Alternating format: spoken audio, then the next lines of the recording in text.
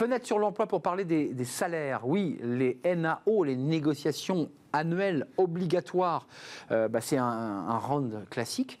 Et on en parle avec vous, Cyril Bélanger, directeur conseil en rémunération chez Mercer France. On en est où de ces négociations annuelles, les NAO? Bonne année, mauvaise année, on serre la vis? Alors, cette année, lorsqu'on a fait cette analyse sur l'exercice 2024, on était plutôt sur une bonne année. Puisqu'en fait, on a eu un ralentissement de l'inflation, plutôt autour de 2,4%.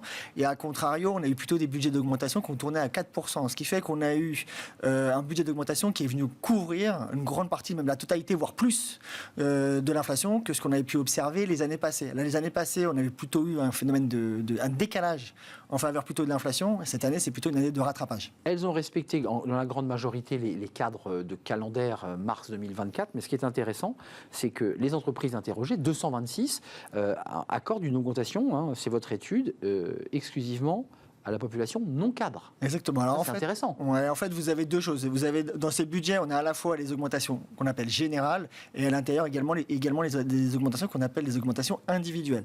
Ce qui est assez intéressant en 2024, c'est que sur 2024, on avait des budgets d'augmentation généraux qui touchaient principalement les non-cadres, d'accord, avec quasiment la totalité de ce budget sur cette population, alors que la partie cadre a plutôt été touchée, elle, par ce qu'on appelle les augmentations individuelles, avec un petit peu plus de sélectivité que ce qu'on avait pu voir les années passées. Alors Cyril, il y a un autre sujet qui est intéressant. Donc vous nous dites que l'année 2024 est plutôt intéressante pour les salariés avec le différentiel baisse de l'inflation et des maintiens de négo assez hauts.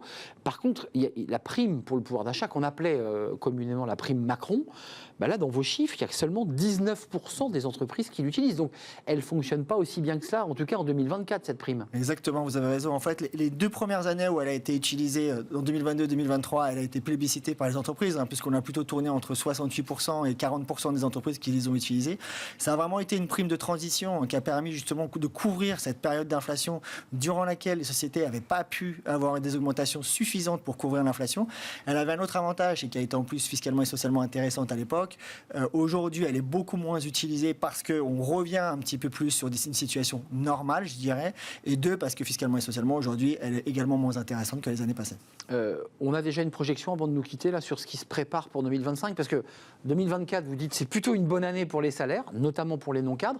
2025, on nous dit que c'est compliqué. Alors 2025, ce qui est assez compliqué, c'est qu'aujourd'hui, une partie des sociétés avait anticipé de l'inflation sur 2025. Aujourd'hui, on se rend compte que cette inflation va retomber à des niveaux normaux.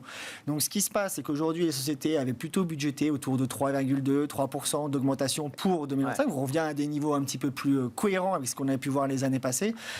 Néanmoins, la tendance est plutôt aujourd'hui de tomber un petit peu en dessous de 3%. Donc clairement, un budget réaliste, ce serait autour des 2,8 à 3% d'augmentation sur 2025. Recentrage et un léger tour de vis par le contexte, évidemment, exactement, et puis par une inflation qui baisse. Merci Cyril Bélanger de nous avoir éclairé, parce que c'est des sujets, évidemment, qui interpellent des millions de Français, bien entendu. Directeur conseil en rémunération chez Mercer France, qui est un peu le livre de chevet de tous ceux qui s'intéressent aux enjeux de salaire. Merci de nous avoir rendu visite. Et je vous dis à très très bientôt, peut-être l'année prochaine pour l'étude 2025. Merci à vous, merci à toute l'équipe, merci à Xavier à la réalisation, merci à Saïd au son, et merci à Nicolas Juchat, évidemment, qui m'accompagne dans cette émission. Merci à vous pour vos messages et votre fidélité. Je vous dis à très bientôt, bye bye.